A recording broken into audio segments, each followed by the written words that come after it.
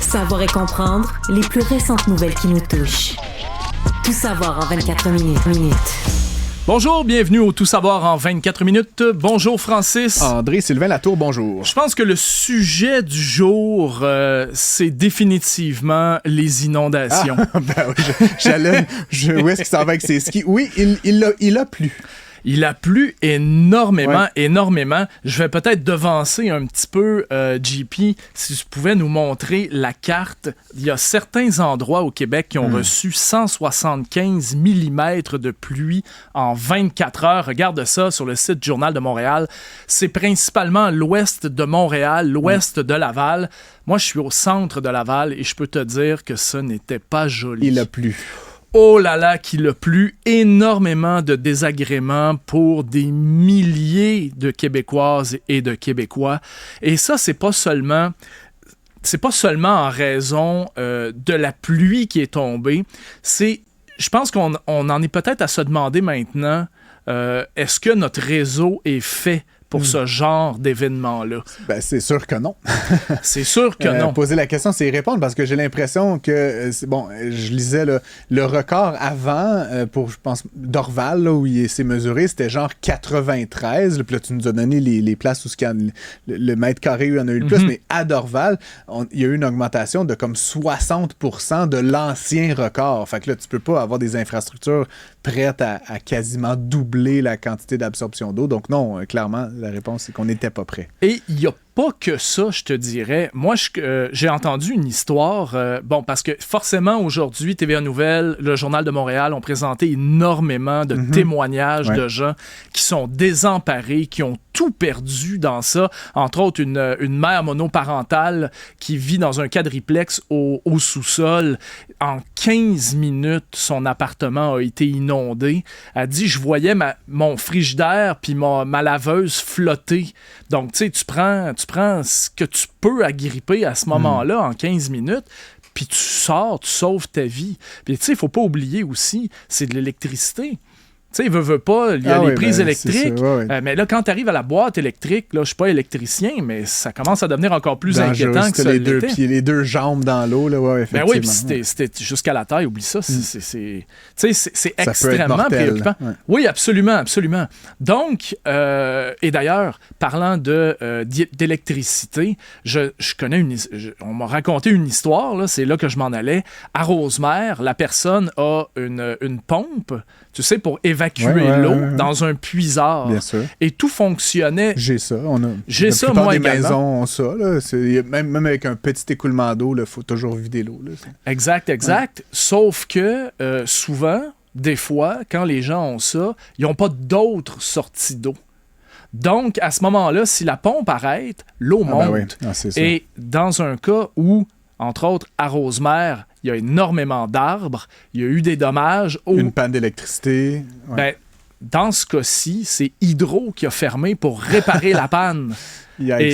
Proactivement ont fermé l'électricité pour être capable d'intervenir ils font leur travail. Là, mais exact, ils font leur travail, mais la conséquence de ça, c'est que la personne, sa pompe, c'est juste arrêtée.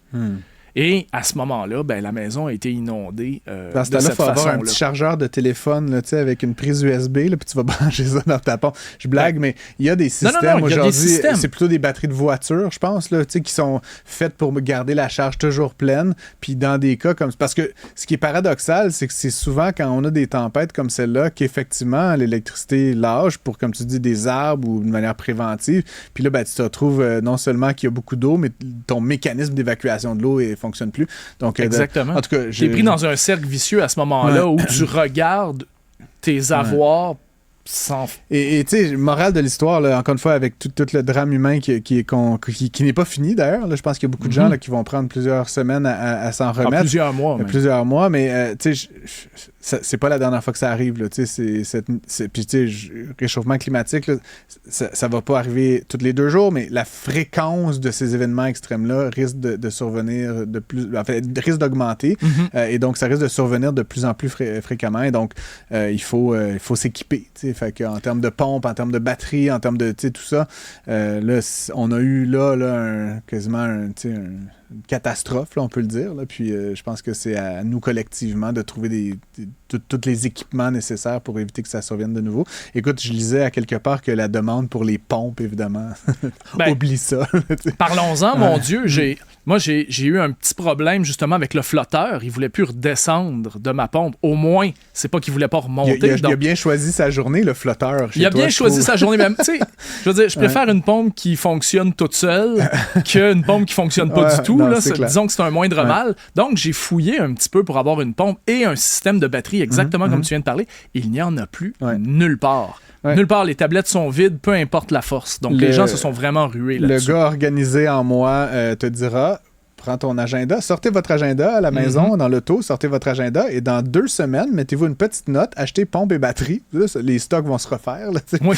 Puis là, mais blague à part, en tout cas, ça a été vraiment... C'est indispensable. C'est indispensable, mais bref, encore une fois, il y a comme une morale à cette histoire-là qu'il y a des solutions, en tout cas, pas dans tous les ménages. Il y a des gens, là, comme ça a été vraiment... L'eau était 360 degrés. Il n'y avait rien à faire. Mais il y a quand même beaucoup de gens, j'ai l'impression qu'avec un meilleur équipement pourraient éviter la catastrophe qu'ils ont vécu ces derniers jours. Donc, encore une fois, une petite note à l'agenda, puis essayer de trouver une solution. En attendant, en plus, c'est que les gens tentent de rejoindre leur assureur. Et il y en a qui répondent même plus au téléphone tellement qu'ils sont débordés d'appels. Ah oui. Donc, tu sais, en contrepartie, qu'est-ce que tu fais? Tu as ton sous-sol qui vient d'être inondé. Tu dois évacuer l'eau. Alors, sache que Louis Cyr, le courtier en assurance qu'on reçoit parfois, est allé à LCN aujourd'hui. Et lui, ce qu'il a expliqué, c'est si vous avez un dégât d'eau, vous avez le droit d'arracher le plancher, d'arracher les... avant que la compagnie d'assurance arrive.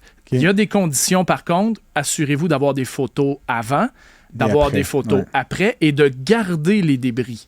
Si vous jetez les débris, votre compagnie d'assurance pourrait dire, écoutez, on ne peut pas prouver, on élimine. Donc, on élimine votre prime. Très bien. Ben écoute, c'est toute une nouvelle et tout un événement qu'on a vécu, donc je pense que ça méritait amplement qu'on en parle en long et en large. Actualité. L'autre tremblement de terre aujourd'hui. Bonne transition, Sylvain Latour. Merci. C'est évidemment Cube Radio qui a été annoncé aujourd'hui. Notre Cube Radio, notre petit bébé ici, qui s'en va au 99,5 Montréal. La nouvelle a été un peu, je dirais, avancée dans le Journal de Montréal ce matin.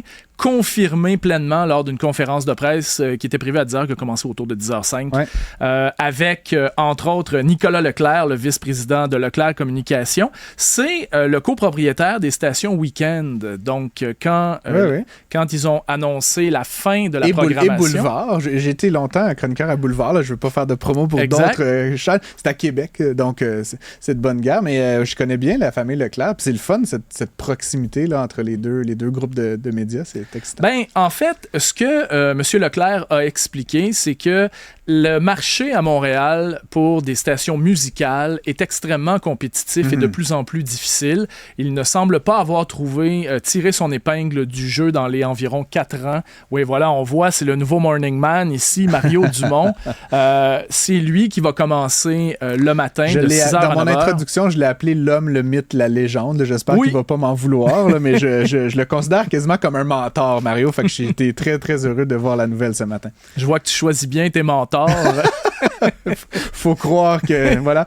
Mais très bonne nouvelle. Puis j'en parlais un petit peu en introduction si vous n'étiez pas à l'antenne, mais je trouve ça excitant aussi. Tu sais, bon, on fait partie de l'aventure, comme tu dis, mais je prends un pas de recul, puis je regarde tu sais, la bibite qui est Cube, que je regardais de l'extérieur il y a quelques années, puis je trouve ça, tu sais, le fait que c'est ça sur le web, que c'est ça sur YouTube, que c'est ça sur Spotify, que c'est ça sur la télé, c'est comme un peu, tu sais, ce média qu'on dit tout le temps depuis une décennie ou deux qu'on devrait inventer, multiplateforme, transmédia. C'est comme ça qui est en train d'arriver. Puis évidemment, avec des animateurs de calibre mondial, ça donne une chance au bâton. Là. Fait qu'en tout cas, je nous souhaite la meilleure des chances. Je leur souhaite la meilleure des chances, mais vraiment très excitante nouvelle. Puis évidemment, comme tu dis, un tremblement de terre, effectivement, dans le panorama médiatique, le radiophonique montréalais, là, c'est vraiment une grosse pointure qui va s'installer dès le premier jour. Là. Je pense que ça va attirer énormément d'auditeurs. Ben absolument. Je ne peux que partager ton ton enthousiasme.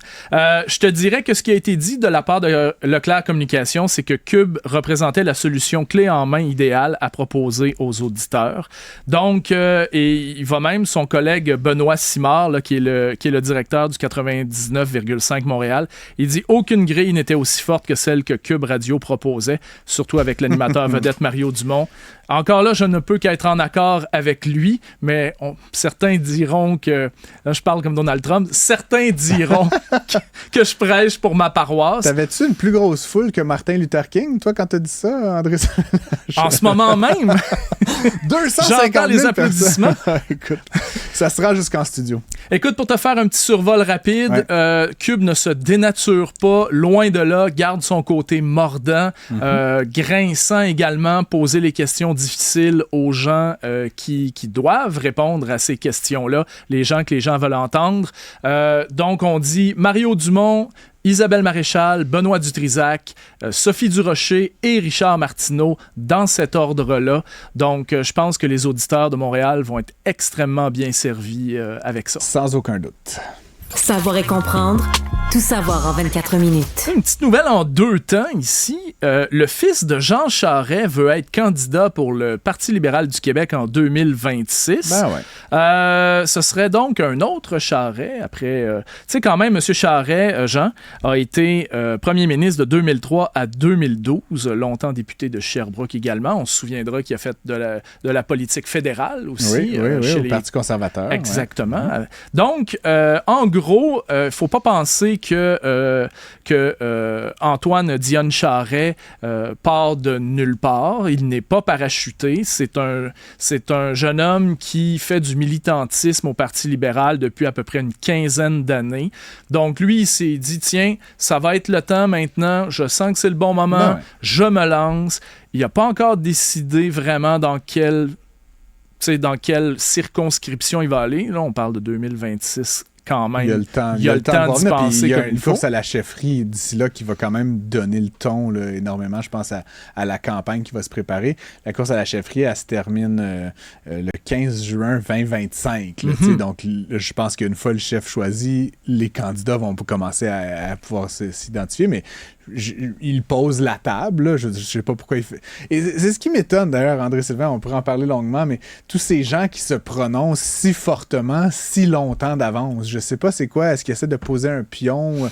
Tu sais, j'ai eu à l'émission la semaine dernière là, une jeune militante là, de la commission jeunesse du Parti libéral qui a fortement endossé un candidat, Charles Milliard. Monsieur Milliard. Qui était même pas encore déclaré candidat. Je veux dire, il s'est déclaré aujourd'hui pourquoi ou hier. Pourquoi cet empressement à vous ranger d'un côté? Je veux dire, laissez. Vous rangerez d'un côté en mars ou en avril 2025 quand tous les candidats ont fait valoir leur point. Fait que je trouve ça étrange que tout le monde se rue au portail. Peut-être que le fait que la CAQ soit impopulaire actuellement, qu'on pense qu'il va peut-être y avoir un changement à la tête du Québec, puis bon, le PQ, pour l'instant, semble être en avance, mais là, avec un chef au Parti libéral, peut-être certains pensent qu'il faut embarquer dans l'autobus avant les autres. Ou je ne sais pas pourquoi M. Charest, fils, là, se déclare aussitôt. Aussitôt que résumer. Ça. Déjà là, en partant, sache qu'il est commentateur politique à ses heures.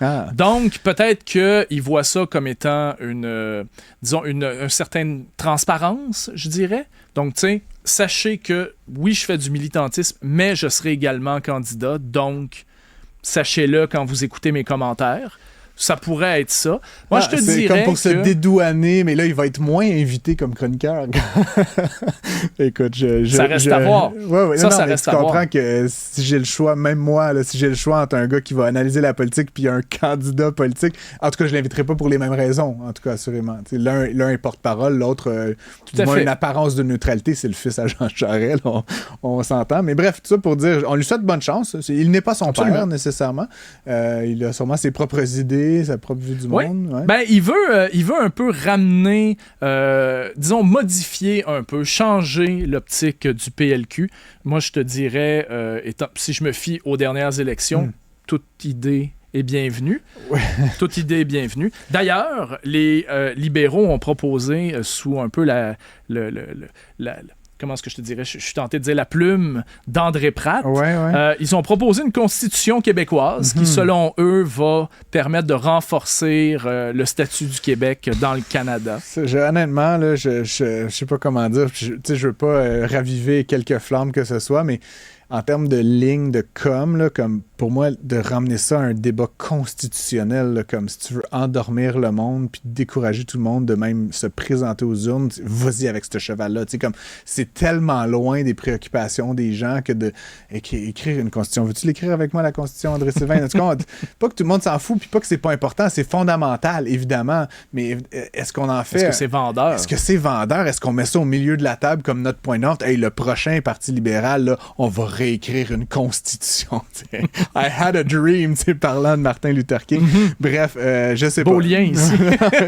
Je sais pas où est-ce qu'il s'en va, André Pratt, avec ça, mais bref, pourquoi pas, là, mais encore une fois, ça me semble être la 14e ou la 28e des priorités et non la première. Surtout pour un parti quand même qui a perdu énormément de plumes là, depuis M. Charest ou M. Couillard. Là, ça voilà. Tout savoir en 24 minutes. Mais qu'est-ce qui se passe à l'Agence du revenu du Canada? Après, évidemment, nos collègues du Journal de Montréal, la semaine dernière, ont fait une série de reportages sur les difficultés du système téléphonique. Difficile de parler à quelqu'un, difficile de voir son dossier avancer. Ils ont été inondés de témoignages. Ici, on parle d'une maman monoparentale qui, l'ARC lui retient 2000 $ et elle a envoyé les documents 3 fois. Cette dame-là a un fils de 15 ans, puis soudainement, l'Agence du revenu lui demande le baptistère. J'en parlais plutôt à 15 ans, le baptistère. Oui, c'est un vieux terme. Je vais le retenir contre toi, celui d'André Sylvain. Son acte de naissance, je pense. Mais blague à part. Ça trahit mon âge. À 15 ans, ils lui ont envoyé les allocations 13-14 ans de temps. Puis là, soudainement, il est-tu né, cet enfant-là? Il se réveille, là, puis ils font une enquête aléatoire, mais pour vérifier quoi? Qu'il n'est pas mort, c'est toujours son enfant. On peut comprendre là, qu'il y a des rapports, il faut que ce soit la personne principale qui avec l'enfant en charge, mais deux choses. La première, ça fait 15 ans que vous avez l'argent, peut-être qu'on peut juste continuer là-dessus pendant que vous faites vos vérifications. Puis pourquoi faire des vérifications auprès de femmes monoparentales? Je veux dire, il n'y a pas comme une couple de fat cats là, qui se sont mis de l'argent, genre Bahamas et tout ça. Là, comme, il me semble qu'il y a d'autres priorités à l'ARC que de piquer sur des dames seules avec enfants à charge. En tout cas, je comprends pas la logique organisationnelle, institutionnelle qui mène à dire ça c'est une bonne personne à enquêter là, on va vraiment l'emmerder elle pour récupérer 2000 $, ce qui pour bien du monde est rien, puis pour elle c'est la différence entre manger puis pas manger, en tout cas je trouve qu'ils se trompent royalement de cible. C'est un peu dans le fond ce qu'elle dit. Elle dit écoutez, mon ado il a 15 ans, il grandit à vue d'œil, moi ça me coûte 300 à 400 $ d'épicerie, 300 à 400 $ d'épicerie, le 2000 $, là, ça vient le remplir plusieurs fois le réfrigérateur. Puis on parle en plus, pas juste de on enquête, on retient. Il y a un département qui enquête, elle envoie des documents. L'autre département lui demande les mêmes documents. Et ils se parlent pas. Et dans tous les témoignages, il y a quelqu'un d'ailleurs qui dit écoutez, j'ai appelé une 50aine de fois sans être en mesure d'obtenir la ligne. J'ai demandé à ma fille d'appeler. Elle a passé 3 heures en ligne et elle n'a jamais eu personne, jamais eu d'agent, pas de réponse, quoi. Il y a des entreprises aujourd'hui, tu laisses ton numéro puis ils te rappellent quand ils peuvent. Ça me semble pas être une technologie, là. C'est pas de la fission nucléaire, là. Ça doit être disponible, ces solutions-là. Comme, il me semble, l'ARC, là, tu laisses ton numéro, puis, guys, rappelez-moi demain, si vous voulez, mais de passer 3 heures au téléphone à attendre, ça a une valeur, en plus, là, ce temps-là, oui. Avec ta petite musique, ta petite madame qui dit « Votre appel est important pour nous », là. Il me semble que, en tout cas, je trouve tu veux pas manquer, justement, s'il y a une réponse, donc t'es un peu... T'es figé. T'es figé là, faire, complètement, même exact. Tu peux imagine écouter la télé. Fois. Non, c'est inacceptable. Mais écoute, je sais pas, puis c'est drôle, je faisais remarquer à Marianne Lapierre tout à l'heure à LCN, mais l'ARC répond en disant notre standard de service, c'est 20 semaines.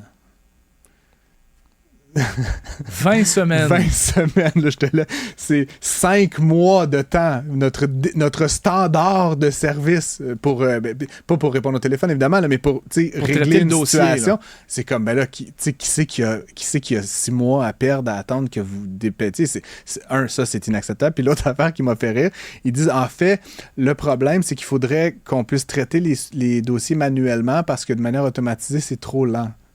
Quelque chose que j'ai pas compris. Je pensais que dans les organisations aujourd'hui, on automatisait les choses pour que ça aille plus vite. Apparemment, leurs automates, leur système informatisé, ils bloquent à des places, puis là, il se passe rien. Puis tant qu'il y a un humain qui va pas comme débloquer, là, dire oui, dire non, là, je sais pas exactement comment que ça fonctionne, mais il se passe donc rien. Et donc, leurs machines sont moins efficaces qu'un humain qui regarde dossier par dossier. Écoute, pour moi, toute cette situation-là est complètement incroyable. Et puis, évidemment, encore une fois, là, on voit les limites de l'exercice de l'informatisation puis de la numérisation du service public. Là, ça semble vraiment pas bien se passer. Place à l'intelligence artificielle bientôt. On a beaucoup d'espoir là-dedans, mais je pense qu'avant de courir un marathon, il faut apprendre à marcher à 4 pattes, puis l'ARC n'est pas tout à fait rendu là encore. Là, fait que peut-être un petit tapis d'éveil pour l'ARC. Tout savoir en 24 minutes. C'est une étude de l'Université de Sherbrooke, la professeure Caroline Fitzpatrick. Je voulais t'en parler. Je sais que tu as une jeune progéniture chez toi. Colère et crise chez les tout-petits, les écrans au banc des accusés. Alors, tu sais, on s'en doutait, on savait que les écrans et la gestion de la colère ou l'attention étaient un peu liés. Eh bien, la professeure Caroline Fitzpatrick, elle, l'a prouvé une nouvelle fois, je dirais, parce qu'il y a plusieurs études qui tendent vers ça. Elle s'est penchée sur des enfants de 3 ans qui utilisaient une tablette régulièrement. Elle a regardé est-ce qu'ils font plus de colère et tout ça que les enfants qui utilisent une tablette moins souvent. Elle s'est concentrée sur les tablettes, mais c'est un peu le même principe que les cellulaires. Dans le fond, on parle d'un écran ici. Ouais. Donc, ce qui se passe, c'est que quand tu donnes l'écran à ton enfant de 3 ans, premièrement, tu l'empêches un petit peu de mieux gérer ses émotions parce que lui, si tu lui enlèves la tablette, il va faire une crise. Là, tu lui redonnes la tablette pour calmer sa crise. Donc, ça crée une espèce de boucle où l'enfant ne se développe pas en gestion d'émotions. Et ça peut expliquer, entre autres, selon ces résultats de recherche, les classes de plus en plus difficiles qu'on a au Québec, entre autres. Là. Concentrons-nous sur le Québec. Mais les classes les plus... des enfants de plus en plus difficiles qui rentrent à l'école et sont incapables de gérer leurs émotions. Donc, ça donne du tapioca sur les murs. C'est vraiment difficile, ces questions-là. Hein. Comme tu le dis, je suis jeune papa moi-même, puis... ce que l'étude trouve en conclusion, c'est ce qui est une évidence, je pense, pour beaucoup de parents de jeunes enfants aujourd'hui. C'est que, même moi, des fois, là, c'est comme une façon idéale de détourner son attention. Là. Il est en train de faire une crise pour ses chaussettes, sa couche, le pot, je sais pas quoi. On va-tu regarder la télé? Là, c'est comme, il snap out de l'émotion qu'il est en train de vivre, puis c'est comme, il court au salon. Là, puis il y a quand même, en tout cas chez nous, un certain contrôle de la télé, mais je peux on parlait de mère monoparentale ou des gens qui, je sais pas, qui arrivent tard à la maison de leur job. C'est sûr que la télé, c'est une bonne gardienne. Là. Puis je dis ça, moi-même, j'ai l'impression quand même d'avoir grandi en regardant beaucoup de télé quand j'étais jeune. J'ai fini pas si pire, là, me dit-on, là, mais je pense qu'aujourd'hui, mais à l'époque, on avait 8 postes, là, je veux pas me vieillir, là, mais dans les années 80, ça fallait se lever, il y avait pas beaucoup de postes, c'était à heure fixe, donc il y avait pas toujours de quoi regarder. J'ai l'impression que l'omniprésence des écrans est un facteur aggravant. Là. Je le vois même, écoute, je pourrais parler longtemps de ma fierté personnelle, mais je le vois même en mettant mon petit garçon au lit, ma Apple Watch. Qui comme émet une très faible lumière à 7h, 8h le soir, mais qui, comme tout de suite, il veut jouer avec, il veut le toucher, il veut tourner les boutons. C'est captivant. J'ai l'impression comme dans l'échelle de l'attention, c'est comme au-dessus de tout le reste. Là. Je pourrais proposer une barre de chocolat, des jouets à infini. S'il y a un écran, ça va toujours être le go-to. Et évidemment, ça, comme tu dis, ça ne développe pas l'autogestion émotionnelle de manière très forte. Actualité. Je te lance 2 nouvelles en rafale, 2 nouvelles internationales. Premièrement, Donald Trump est en entrevue avec Elon Musk aujourd'hui. Ça va se passer sur X. Je ne sais trop que penser de ça. Écoutez... pour tout te dire, tu sais, je joue de la batterie. C'est pas parce que t'es capable de tenir un beat que t'es capable de jouer de la batterie. Ouais. C'est un peu ce que je pense de M. Musk qui va faire l'espèce de modérateur d'entrevue. Ouais. Ça risque d'être plus une discussion entre les deux hommes. Et Washington avertit Israël. L'Iran pourrait répliquer cette semaine, ça ne sera pas drôle. C'est quand même... pour Trump, honnêtement, c'est n'importe quoi. Puis Elon Musk, je suis un peu ambigu. J'ai bien hâte de voir. Moi, je vais écouter cette entrevue-là, certainement. Ça pourrait nuire à M. Trump, comme pas mal tout ce qu'il fait ces temps-ci. Puis on sait que, justement, Elon Musk est d'une autre façon que M. Trump, un peu fou. Fait que, ça pourrait donner n'importe quoi, puis ça pourrait être assez dommageable à M. Trump. Pour ce qui est de l'Iran, bien évidemment, c'est une situation qu'on suit, je pense, tous et toutes avec énormément d'intérêt. Israël cherche à éliminer le Hamas, là, on sait. Donc, ils ont placé une bombe à Téhéran. Ils n'ont pas dit que c'était eux, mais selon toute vraisemblance, effectivement. Ils sont derrière, les services secrets israéliens sont derrière ça. C'est une provocation. Là, fait que là, est-ce que l'Iran fait quelque chose? Que font-ils? La dernière fois, ils ont énormément téléguidé leur contre-attaque là, avec cette histoire de drones et de missiles. Cette fois-ci, est-ce qu'ils vont être un petit peu plus... est-ce qu'ils vont vraiment vouloir infliger du dommage? Puis là, qu'est-ce que Israël va faire? Tu sais comment que c'est, là, cette espèce d'enflure. Là, je trouve ça... Mais écoute, on parle de série d'attaques conséquentes contre Israël, ce sont les termes utilisés. On souhaite à tous ces gens-là de se calmer un petit peu quand même, ce serait temps. Puis évidemment, ça va avoir des conséquences probablement en dehors d'Israël puis de l'Iran, là, parce qu'il y a un paquet de pays autour de ça, et puis évidemment les États-Unis qui sont énormément derrière Israël. Donc on espère que tout le conflit ne va pas comme prendre du galon. Ce ne serait pas dans l'intérêt de qui que ce soit. Résumer l'actualité en 24 minutes et des pépettes. André-Sylvain Latour, c'est mission accomplie. Yeah.